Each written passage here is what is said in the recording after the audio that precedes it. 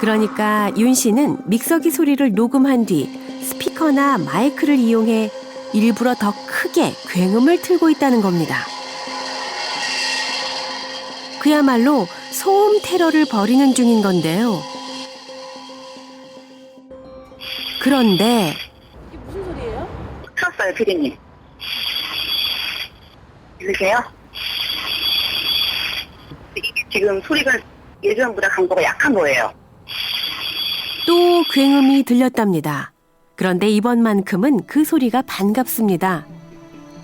진원지를 파악하기 위해 미리 장비를 설치했기 때문인데요.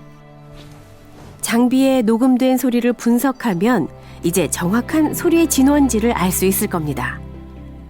그런데 카메라엔 소리만 담긴 것이 아니었습니다. 정적이 감도는 새벽 6시.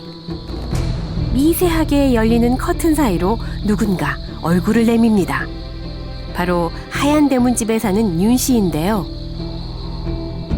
곧이어 그녀의 모습이 사라지더니 문제의 소리가 시작됩니다. 주민들의 새벽 단잠을 깨는 굉음의 소리는 점점 커지는데요.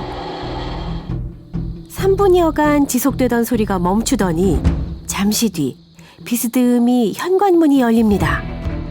그 사이로 윤 씨가 나오는데요. 듣던 대로 마스크를 썼습니다. 창백한 얼굴을 마스크로 가린 그녀는 매우 마른 체형이었는데요. 그런데 뭔가 이상합니다.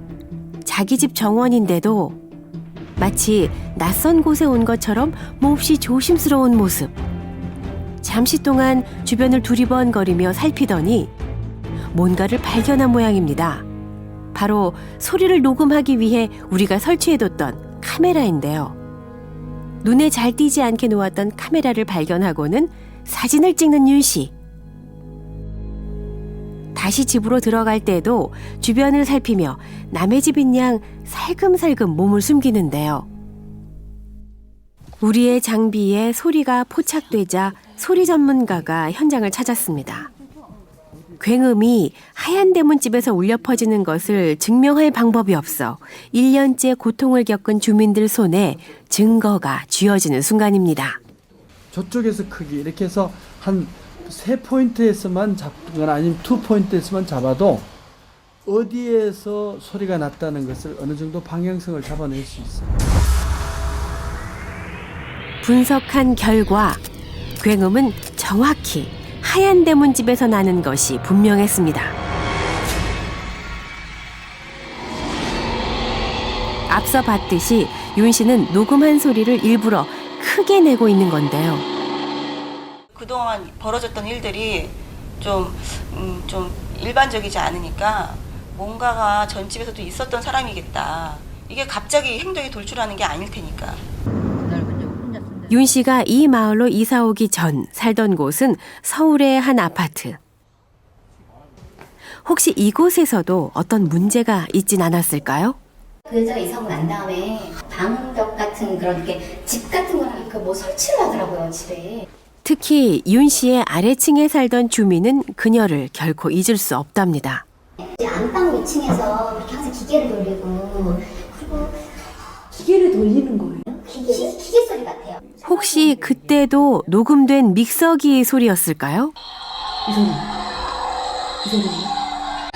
기계가 맞아, 이거 맞아. 처음엔 자그마한 소리에도 시끄럽다고 항의하더니 나중엔 소리를 낸다는 이웃을 향해 믹서기 소리를 틀었다는 겁니다. 2년 전 아파트에서 보여준 윤 씨의 행동이 지금 다시 재현되는 것 같습니다. 어느 날 경찰분들이 오셨더라고. 그 여자가 또 찾아도 왔었어요. 내가 어느 날 또 한번 틀었었어. 음악 좀 끄세요. 윤 씨는 이사 오자마자 소음에 대해 항의를 했답니다. 혼자만 들을 정도로 틀어왔던 라디오 소리. 다른 이웃들은 불만이 없었던 생활 소음에 오직 윤 씨만 예민하게 굴었답니다. 애기 울고 나서 조금 있다가 아니면 이제 손님들이 와서 우리 식구들이 이제 막 텔레비 보면서 떠들면서 뭐 얘기하고 있으면 어김없이 소리가 나니까. 그녀는 소리에 예민하다면서 왜 시끄러운 소리를 내는 걸까요? 그 이유가 몹시 알고 싶지만 오늘도 하얀 대문은 열리지 않았습니다.